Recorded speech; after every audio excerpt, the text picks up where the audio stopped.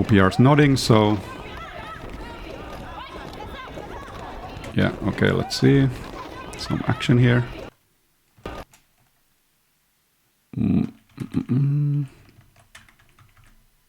Yeah, again, I can't tell if this red skater has been passed on the track. So my jammer stepping off, looking at... So the initiator of the block went out also. So then my jammer is like, hey, I don't need to go behind them. I can just go on. But the call was that this skater was never legally passed on the track. Even though passing them from the outside was not a penalty, it was not a pass either. So I am not awarding lead because not all the blockers were legally passed on the track during the initial trip. So the lead is open, the other jammer can get lead even though they were the second one, but for they did not get lead. I think I'm actually like checking in. Often the cause in this kind of situation is that the other jammer thinks the lead will be awarded when the first one gets through. They remove the jammer helmet cover from their helmets right away to maybe make a star pass or cause some confusion. And when you yourself remove your helmet cover during the jam, you can never again get lead in that jam. So it often happens in like a bit confusing situations like this that yeah, you can see I'm checking in because I sort of had time. I said that I did not give lead, and then the other jammer ref said that cover was removed, like we were just discussing. Here, this was very close. That is in bounds. So remember, the whole track boundary line, the whole tape is still the track. I can't say that that went out, so I'm calling that as in. But obviously very, very close. And yeah, if you're newer to Derby, there is a rope under this tape, so the skaters do feel it under their wheels, whether they are on the line or not. That kind of raised track boundary is always used in a regulation play for WFTDA flat track roller derby.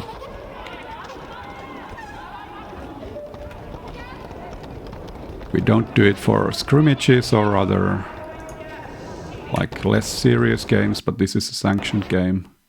Here again, I believe that the initiator of the block steps off the track there, so again, no earned pass. And I'm showing 3 points, apparently. Yeah, I'm not giving a point for this blocker. I couldn't tell that they were legally passed. So 3-point pass, 3 out of the 4 maximum. No back block call, the blocker stepped in front, that was my call there.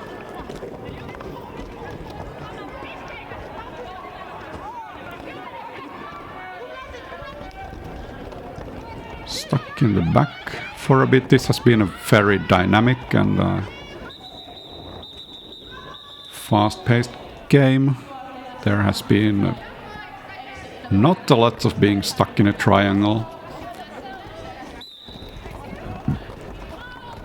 Makes always for good derby.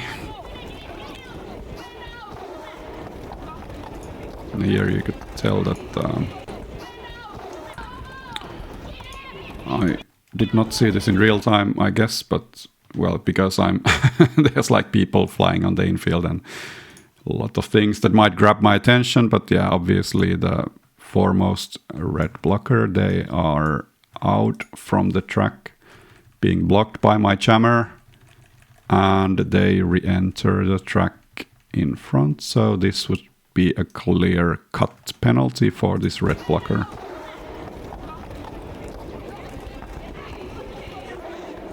Left uncalled, it looks like. So lead is still open. Re-entry is good.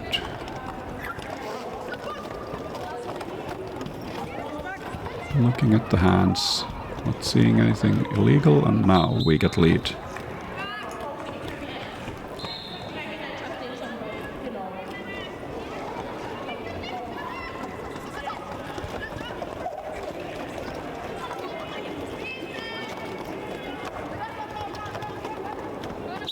I believe that was all the points. Forgot to count. 1 point from pivot, 2 points.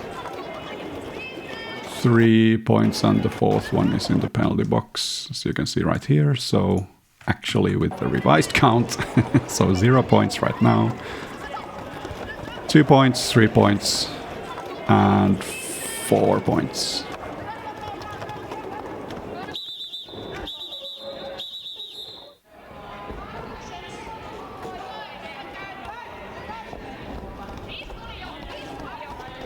My jammer coming behind the jammer line at the last minute.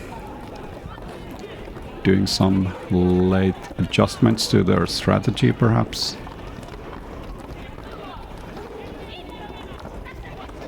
Hard struggle for the lead.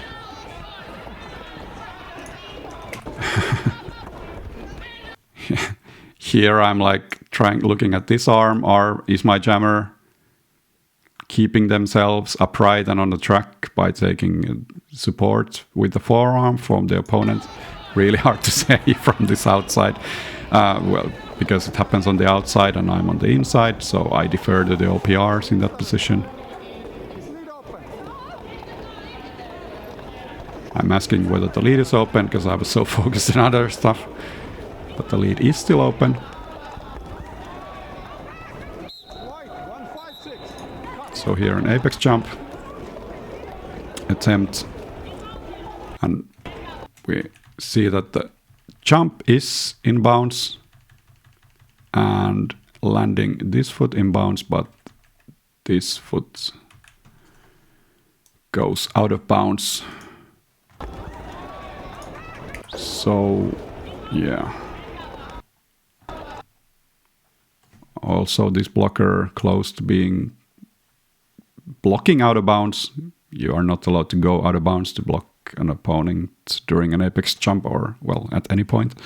But, well, the main point is that due to this touch on the left skate, the apex jump was not successful and we cut the whole back of the pack, so cut penalty assessed on the white jammer as the red jammer gets lead. So we get this nice little break here. Luckily the pack is in front of us, so at least we have something going on in the picture. Unlike now. Now there's only the skaters from the next game warming up back there.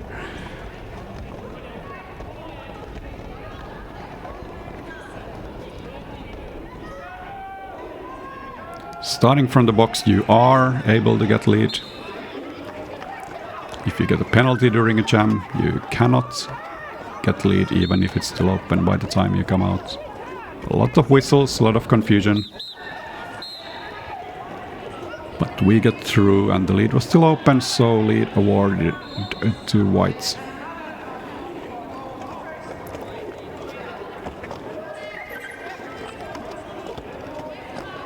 I believe that was 3 points already, because there are 2 red blockers in the penalty box.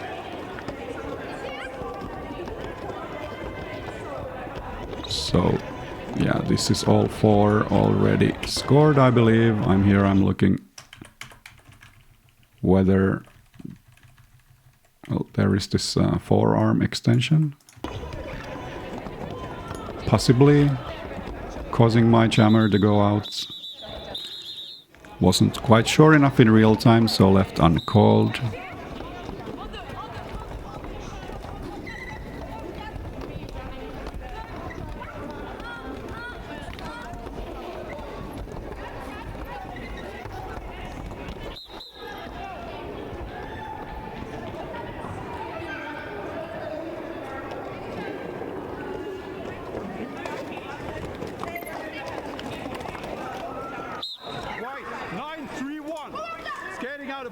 Let's see here.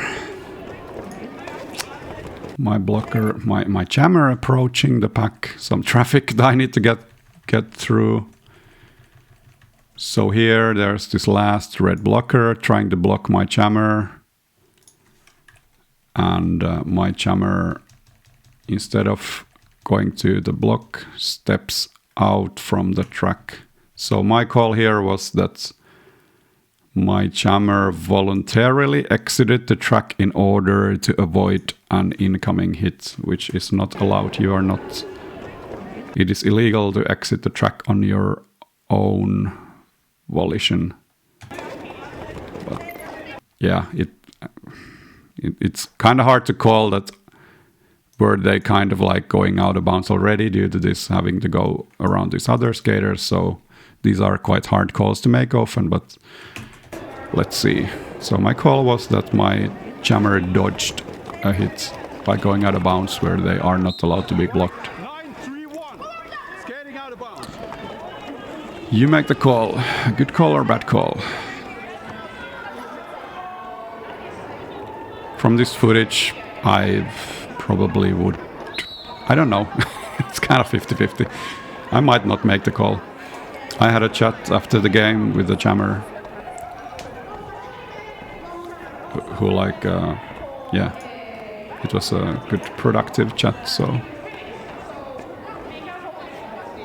it's always nice to hear opinions from the skaters about your calls, because when you're like giving contact penalties, or so you're saying that okay, it was the forearm that pushed them out, it was to the back.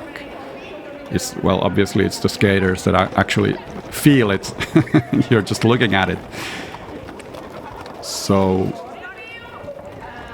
it's very useful to like hear the opinions from the skaters afterwards. If you're on like, if you end up having discussions with them, I do a lot, because a lot of my friends are derby skaters.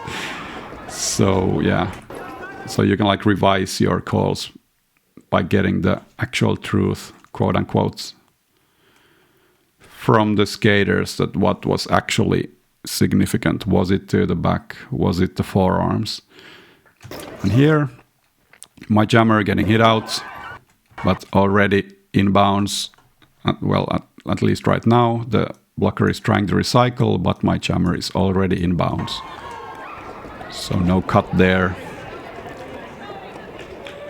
We did re-enter behind the opposing blocker. And by we, I mean my jammer. 2 points, 3 points, 4 points. And a nice little bow to end the jam. As I believe my jammer knew that there was only seconds left on the jam clock.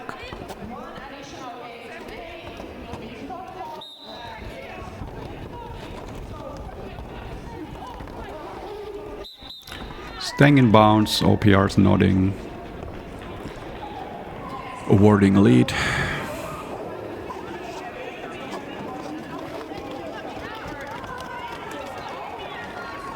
Getting through on the inside, very clear, easy to officiate, scoring trip right there, 4 points. Getting through with a spin move, and I believe that was 3 points. Yeah, it's quite close, but I would say it's 3, so here-ish we are passing this and this blocker here. And now we are passing this blocker. And if we didn't pass the sparkly helmets right there, we do it at this point. I would say my jammer is like extending their hips back to score more easily. But the pivot was left unscored, so 3 points. That looks like what I was showing there.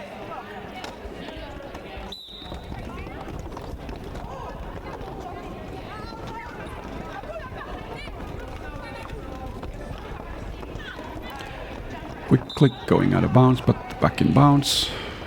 lead awarded to red, so no lead for us to worry about. Some confusion. I'm looking over to see that there's no penalty being given to my jammer, and clear a 0 on the 4th whistle of the jam ending whistles. Almost getting through, but not quite. Again being recycled back.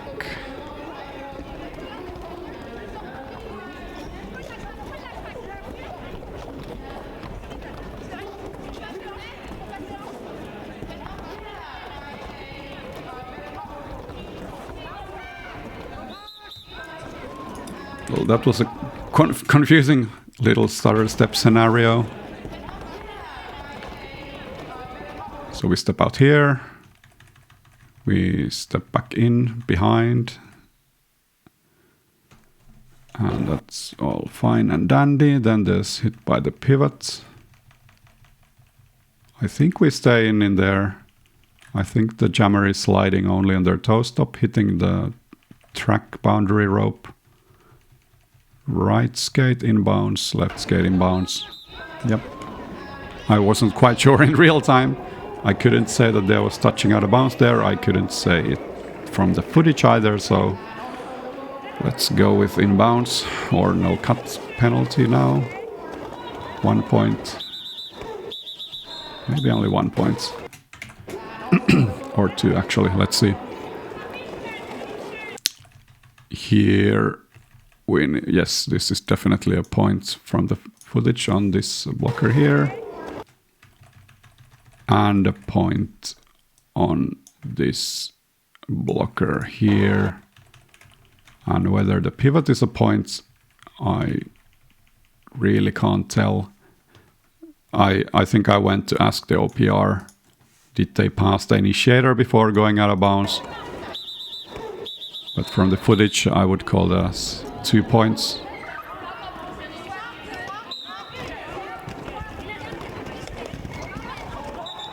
Quick lead for red. While we are gathering ourselves here at the back of the pack. My jammer hitting out the opposing jammer and recycling.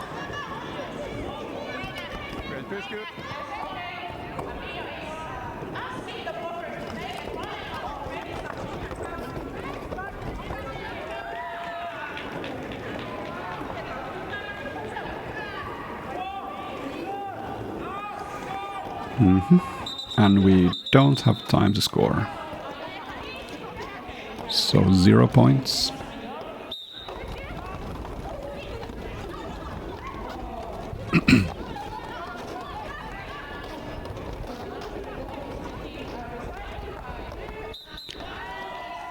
Lead jammer awarded to white team. 1 point to, well, no, that was not a point. I believe this is an unmarked jammer, so no points still. Often actually the other jammer ref like gives out a little hint verbally, like jammer unmarked. So it helps me as the other one coming through to not count this one as a point. You can see here, obviously there are 4 blockers here. This is the one that white team apparently wants to keep back, so I'm assuming that's the jammer. So now this is the first point. 1, 2, 3, 4. We get all 4 in a quick succession.